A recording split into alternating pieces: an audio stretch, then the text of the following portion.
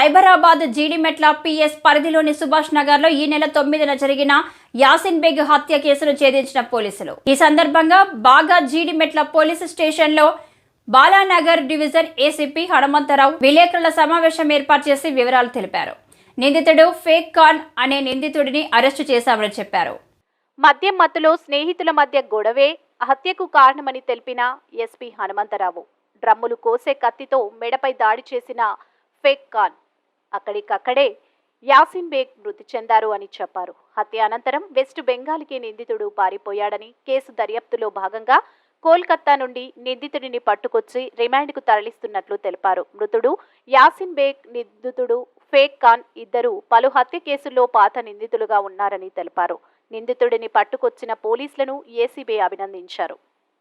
నేను కూడా కొనుక్కుంటా అని చెప్పి మళ్ళీ ఒక వైన్ షాప్కి వెళ్ళి ఎతికి ఒక వైన్ కొనుక్కొని డ్రింక్స్ కొనుక్కొని వెహికల్ మీద వస్తుంటే తిరిగి అక్కడ వచ్చే క్రమంలో వాళ్ళకి యాక్టివ్గా బ్రేక్ డౌన్ అవుతుంది, తోసుకుంటూ వస్తారు. వచ్చిన తర్వాత రూమ్కి వస్తారు, రూమ్కి వచ్చి తాగుతూ ఉంటారు.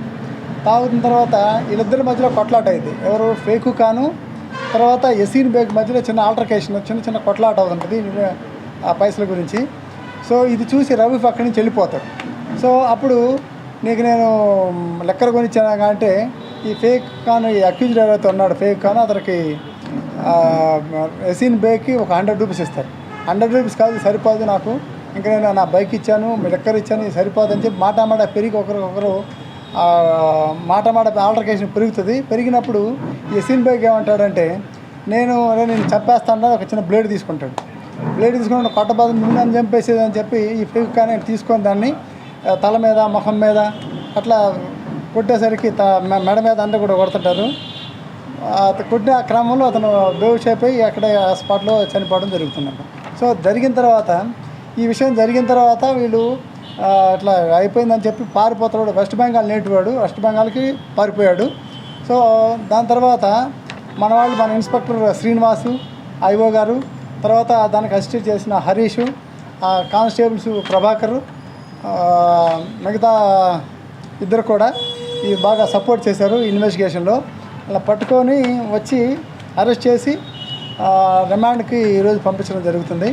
సో చాలా మంచి వర్క్ చేస్తారు మా ఇన్స్పెక్టర్ గారిని, ప్లస్ మా ఎస్ఐ గారిని, అదర్ మా ఎవరైతే ఇన్వెస్టిగేషన్ కోఆపరేట్ వాళ్ళందరూ కూడా నేను చాలా అప్రిషియేట్ చేస్తున్నాను. వాళ్ళకి మా సూటబుల్ హైయర్ ఆఫీసర్స్తో మాట్లాడి సూటబుల్ రివార్డ్ పెట్టించడం జరుగుతుంది. సో ఈ కేసులో ఇద్దరు అక్యూజ్డ్ అండ్ డిసీజ్డ్ ఇద్దరు కూడా పాత కేసులో ఉన్నవాళ్ళే. ఎవరైతే అక్యూజ్డ్ ఉన్నా ఆల్రెడీ 307 అటెంప్ట్ మర్డర్ కేసు బెంగాల్లో కూడా మీద కేసు రిజిస్టర్ అయింది. ఎవరైతే డిసీజ్డ్ ఉన్నా ఆల్రెడీ 2 కేసులు ఇతని మీద అటెంప్ట్ మర్డర్ కేసులు 2 కూడా ఉన్నాయి. ఇద్దరు కూడా హ్యాబిచువల్ అఫెండర్సే, పాత నేరస్తులు వీళ్ళు కూడా. సో ఇటువంటి వాటిని కరెక్ట్గా ప్రాపర్గా ఇన్వెస్టిగేట్ చేసి ఆన్ టైంలో కరెక్ట్గా వాళ్ళని అరెస్ట్ చేసి వాళ్ళకి న్యాయం జరిగే చేసినటువంటి వాళ్ళకి మా ఇన్స్పెక్టర్ గారికి ప్లస్ హరీష్ గారికి